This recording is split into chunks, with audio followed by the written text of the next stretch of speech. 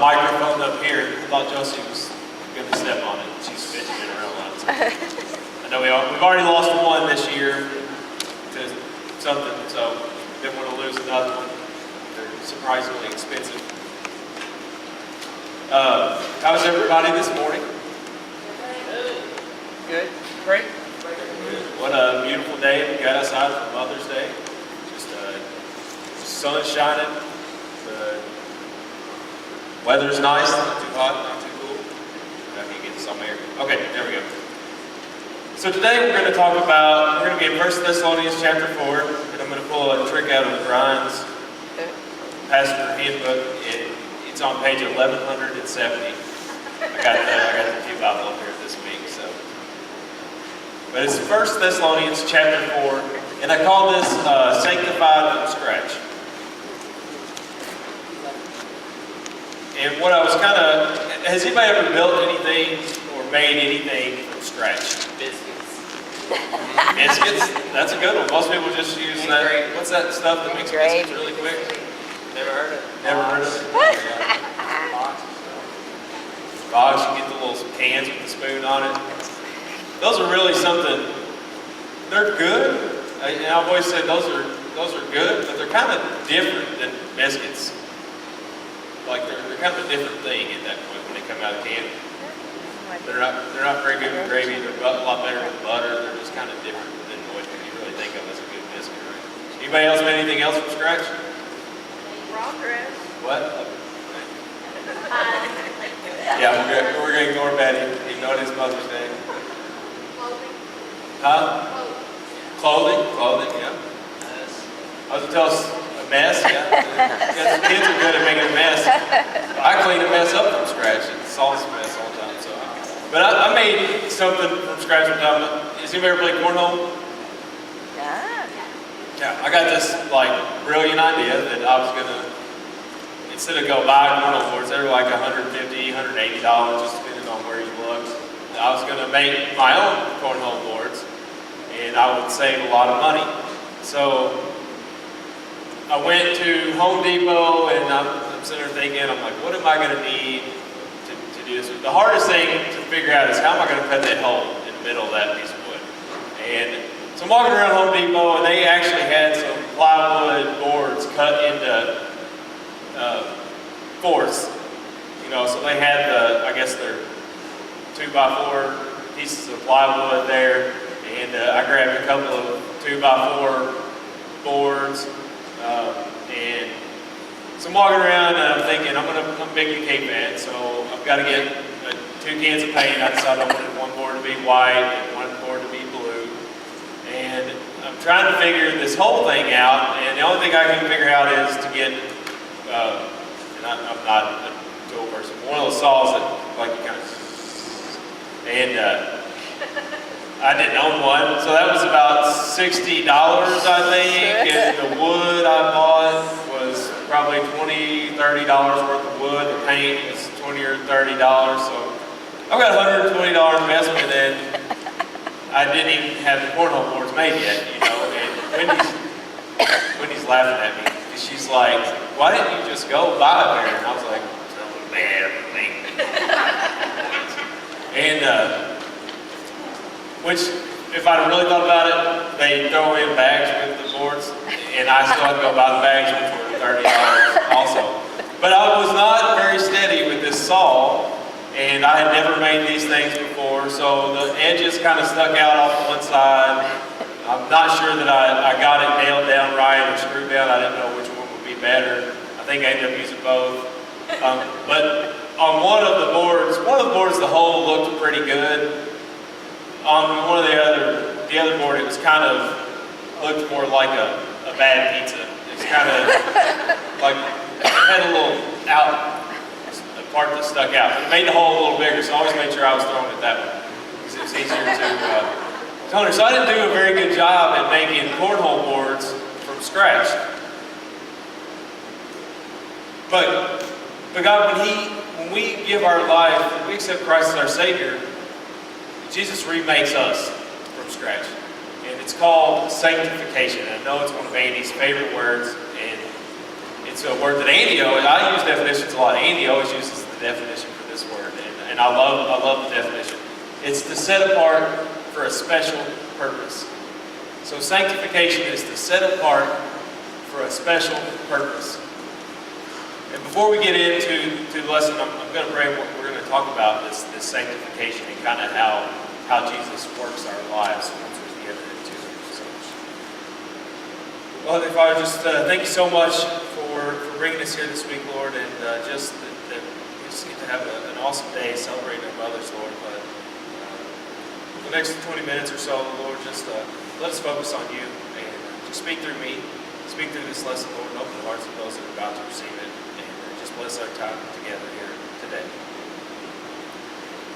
So we got sanctification. We're in 1 Thessalonians chapter 4, of course, and there's really three areas that this passage talks about, that Paul's talking about to the church in Thessalonica. It's not Thessalonia, which I think I have maybe said in small groups before, but Thessalonica. And this church, of course, we talked about Paul had gone there and he had ministered and he had been talking to people. But it was causing kind of a social uprising, and there was riots in the town, and there was some violent mob type stuff. So Paul left after about 3 weeks. He really only had time to tell them about Jesus and to tell them to kind of plant the seed. And they had this faith, but they really didn't know anything about how to live it out or what they needed to do next. How they were going to go about this journey. So they were kind of just pulling stuff in from their old religions and from what they did anyway as a culture, and they were kind of trying to mix this stuff in. So Paul's writing this letter to them, and Timothy is there to help them out, and he's kind of telling them, this is what's next, and this sanctification. He's explaining it to them. And the three areas he talks about in chapter 4 here are, well, he said, when we come to know Christ, He sanctifies us from scratch. So when we accept His salvation, He sanctifies us from scratch. But you've got these three areas of work. The first one he talks about is the physical body. Your actual, your arms, your legs, your hands, your feet, your head, your chest, your physical body. The next thing he talks about is your relationships. He talks about sanctification in your relationships. And the last one he talks about is your work, or kind of your, I couldn't really think of any other way to say it other than your work, but kind of your public life, I guess might be a good way. Not your personal life, but your public life. And the first one we're going to talk about is a physical body. In 1 Thessalonians 4, verse 4, he says that each of you should learn to control his own body in a way that is holy and honorable. And I really like that verse. He's in the context, he's talking about sexual purity and holding yourself pure in sexual manner, which means wait until you're married and only have sex with your wife or your husband in that relationship of marriage. But I think that verse really can be taken out to mean everything, because we also know that our body is a temple, correct? We know that if you hear sometimes at work, has anybody ever heard garbage in, garbage out sometimes? Yeah. So we can do things to our body that really don't keep it very clean. Maybe it's what we eat. Some of the things we consume are not very good for us. Maybe it's smoking. Maybe we smoke, we don't take care of our body. But he's telling us to keep our bodies pure. And he says in a way that is holy and honorable. And I think when we think about our physical self and our physical health and what we're doing with our bodies, and we want to think about being holy and honorable, I think it can give us a good context on how we can take care of ourselves, take better care of ourselves, and use our body in a way that's pleasing to Him. So the first thing Paul talks about is our actual physical body and sanctifying our physical body. How can we set apart our body for His purpose? So when you're thinking about things like that, think about how can I set apart my body for the purpose of serving Christ. The next thing he talks about is relationships. And this is 1 Thessalonians chapter 4, verse 9. And he says, now about brotherly love, we do not need to write to you, for you yourselves have been taught by God to love each other. So what kind of relationships are we supposed to have? How are we supposed to interact with each other? Whether it's our friends, whether it's someone we don't know very well, whether it's somebody we know really well. Maybe it is a family member. Maybe it is someone across the street from us, our neighbor. But we know we're supposed to interact with each other in brotherly love. And I was reading, I've been going through this book called Jesus Calling. Has anybody ever seen Jesus Calling? Anybody? No? Nancy has. All right, good deal. I try to get Amy to get a bunch of copies to give out to them. But we'll get it next year though, maybe. Or maybe we'll just get a bunch of copies and give them out to everybody because it's a great thing. And I went through kind of a 5 or 6 day thing where it just kept talking about trust me. It's kind of written where it's Jesus talking to you, and it kept saying trust me. And one of the things that was kind of hitting me in the head one day was relationships.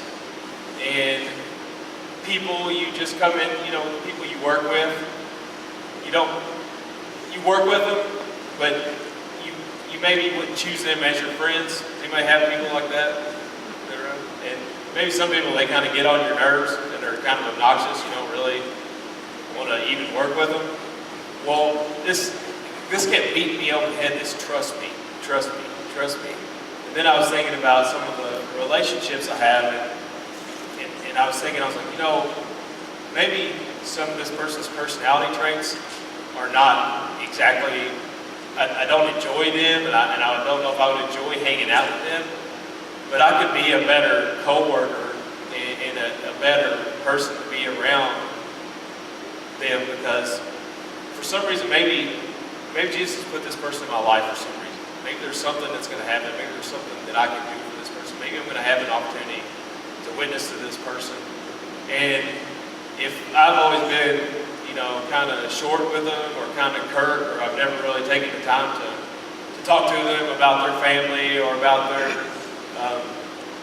their kids or what's going on in their life, they're not really going to think of me as anybody that they can talk to. So I think it's really important that we really, this relationship thing and this brotherly love thing, we know that Jesus told us to love everyone as their neighbor.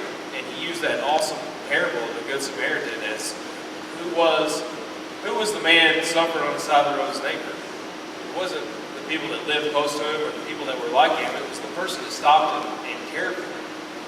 And when we think about brotherly love, we know how much we love our brothers or our sisters.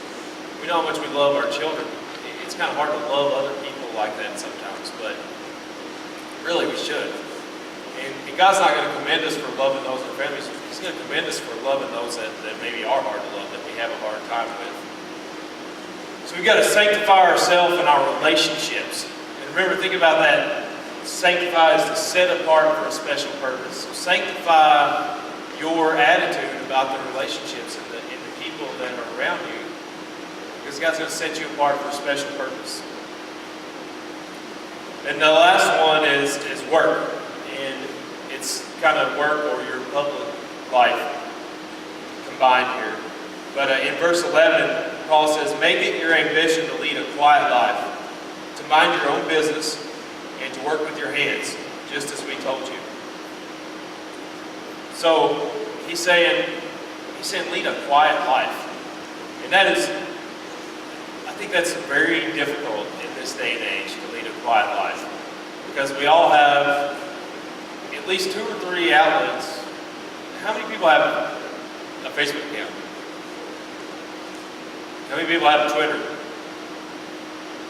How many people belong to some kind of group on the internet where you can post and share information about some topic that you and other people that are interested in that? Some people do. I know the ladies do Pinterest. Brian loves getting recipes and knitting and stocking and stuff like that off Pinterest. kind of like it, I think. Yeah, I told Wendy about Pinterest. Now when we're taking car trips, she's going down her Facebook. Oh, look at these brownies. Oh, look at this casserole. Oh, look at that. And I'm like, yeah. The good thing is the good thing with Pinterest is, like, the first thing I was worried about was her doing all this stuff. But the great thing about Pinterest is it floods you with so many good ideas, like you can't do any of it because it's like an overload of information. So you never do remember all the great ones you've seen. But he says lead a quiet life, and that's really hard this day and age when you've got your Facebook account and your Twitter and whatever else, to not really share everything about yourself and not be all out there, you know, for the world to see. But Paul's saying lead a quiet life, and I think he's maybe not saying don't use Facebook or don't use Twitter, but I think he's definitely saying, you know, don't share so much stuff that's very, very personal out there with everybody to see. And don't be, a good word I like to use with Saul is don't be obnoxious, I guess. You know, don't be somebody that is constantly drawing attention to yourself and constantly acting to be the center of attention. He's saying lead a quiet life. And he says work with your hands. I don't know if he anticipated to this point where we would be, where everything is a computer, we literally. But I don't know if he's saying we shouldn't sit at a computer and work, but I think he definitely would want us to be able to do things like, I think of Travis in here, but you know, everybody should know how to build a fire, you know, stuff like that. Everybody should know how to use a saw and be able to cut wood. Everybody should be able to paint a room at their house if they need to, or mow their own yard. You know, those things that we have out there, kind of handiwork type things. You know, and some people are really handy. You know, a lot of people knew how to work on cars, but they've kind of gotten so complicated you really can't do that in your garage anymore, or out in your driveway. You have to have computers and technicians and everything else to look at them nowadays. But I think what Paul's saying is, you know, don't be afraid to get your hands dirty. Don't be afraid to do some of this stuff, some of this work with your hands. He's saying lead a quiet life and be able to work with your hands. And in verse 12, he tells us why we should do that. And it's this sanctification, so that your daily life may win the respect of outsiders, and so you will not be dependent on anybody. And that first part is very important in sanctification, because when we're sanctified, God's just setting us apart. He's setting us apart. He's developing our life. He's using us to be an example. So he says that your daily life may win the respect of outsiders. When you have the respect and people respect what you're doing, and they see you and they kind of admire you, it's a lot easier to talk about Jesus. It's a lot easier to talk about Jesus. It's a lot easier to invite someone to church.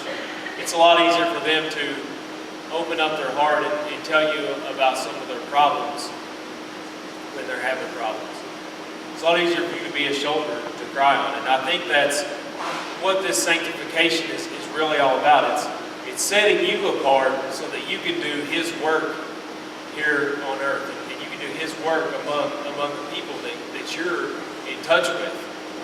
And I told our small groups class this morning that I went to my cousin's wedding yesterday, and they were doing the vows, and there was an awesome line in these vows that I had never heard anybody use.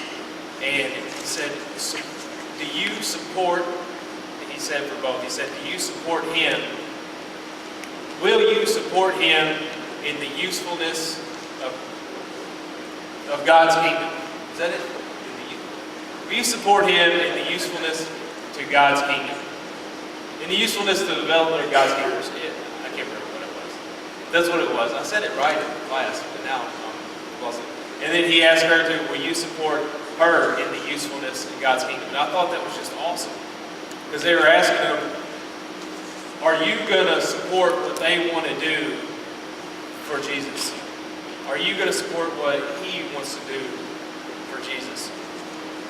you're making a vow to not be a roadblock to your husband or to your wife in what they want to do for Jesus. And I just thought that was an awesome thing, and it made me think that it's kind of the sanctification, setting you apart for that purpose. And I think we forget sometimes when we give our life to Him that we've really given our life to Him to use, not just for Him to save us, but for Him to use us out there in His kingdom and to set us apart. And when He does that, He starts working on us, and He works on these three things: the physical body, the relationships, and our public life. And I think my cornhole boards, they weren't perfect, but I learned to make them. And kind of like we are reborn, I decided to make a second set. And this time I was armed with good knowledge. I can't cut a circular hole. So I bought this drill bit that was a perfect 6-inch hole. And the second set, I nailed it. I got them. I cut that hole perfect. It was right in the center. I used sandpaper and I sanded all the edges off real nice. I got the legs where they were even on both sides. That was another problem with my first one. You kind of had to wiggle the legs to get them right. And the second set I made, the legs were perfect. They set right. They weren't too bouncy. My first ones were very bouncy. And our lives are like that too, right? Our first go at it, we kind of try to do it on our own, and we kind of try to get things going by ourselves, and we get lost, and at some point we're like, what am I doing? What am I doing? And if we're lucky, we've been around someone that goes to church, or we go to church, or our parents are taking us to church, or something, or we know somebody that knows Christ, and they tell us, well, do you know about Jesus? Do you know who He is? Do you know what He did for you? And we've got this original life here that's not really working, and we can give that to Him. We can forget it. We can leave it behind. We can be like my old cornhole boards. They just sit in my garage now. I don't use them. I use the new ones. And we can be reborn through Jesus just like that. And He's going to rebuild us just like this. He's going to rebuild us with our physical body. He's going to rebuild the way we work in our relationships. And He's going to rebuild the way our persona is. And He's going to do that to set us apart for His purpose, so that we can be an example of His love to those around us. So I want you to think about kind of where are you at today? What's he working on you? What's he calling you to do? What's he pulling you forward? What part of this sanctification process are you in? Are you those old cornhole boards that have an odd-shaped hole and kind of give one team an advantage and bounce the cornhole and set unsteady? You're okay. You're not impeding the game. You can still play cornhole, but you're not perfect either. You're not saved. You're not safe. Or you want to start all over and build your life in Him and build that life up in the way that He wants you to be. You want to be set apart to be used for Him. Think about that, and when we come up, Ryan's going to come up and sing. If you're ready to accept Him as your Savior, come up and talk to me or talk to Andy. If you're having questions about what it means to be sanctified and where you might be on that journey, come up and talk to us. We'd love to pray about it. Go ahead and bow your heads. Oh, Heavenly Father,